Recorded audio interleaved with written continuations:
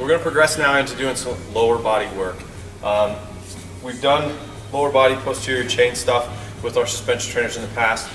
We can do hamstring curls, we can do glute work, we can do just even some basic bridging exercises from here. The CrossCore allows us to add a little bit of rotation into that, the ability to do some unilateral work with that as well. So we're just going to show you a few different variations of this, starting out with a bridge. But we're just going to do a hold from there. And from that hold position, then we'll add a flutter to that, or then we have to work on maintaining some good control, some balance, proprioception from there. And then we'll go into hamstring curling. We can do that in both a bilateral and unilateral fashion. And then we'll finish off by doing some basic glute bridging here. So I'm just going to kind of run you through all of those, hopefully in that same order, and kind of follow me along here. So I'll get into my suspension trainer, just putting my heels in. Nice thing about the CrossCore is it actually allows me to adjust my loop here, which is kind of a nice feature. So I can gain a little bit better foot position than some of my traditional suspension trainers have in the past.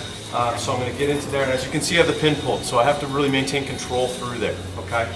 So I'm going to go out, start with basic bridge position from here, and just drive my hips up off of the floor.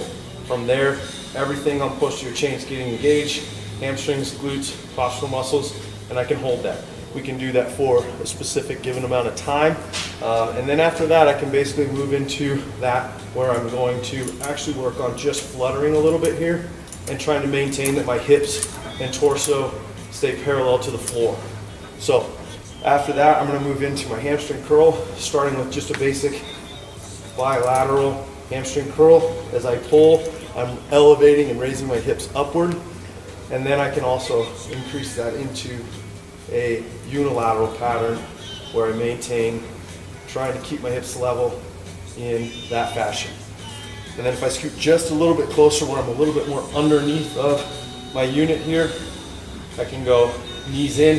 I get to about 90 degrees from here and actually just do a hip drive from the ground from there. So I'm just doing a glute bridge from that position as well. So a couple different variations there, like I said, from the ground, showing posterior chain, glute, hamstring work using our CrossCore system.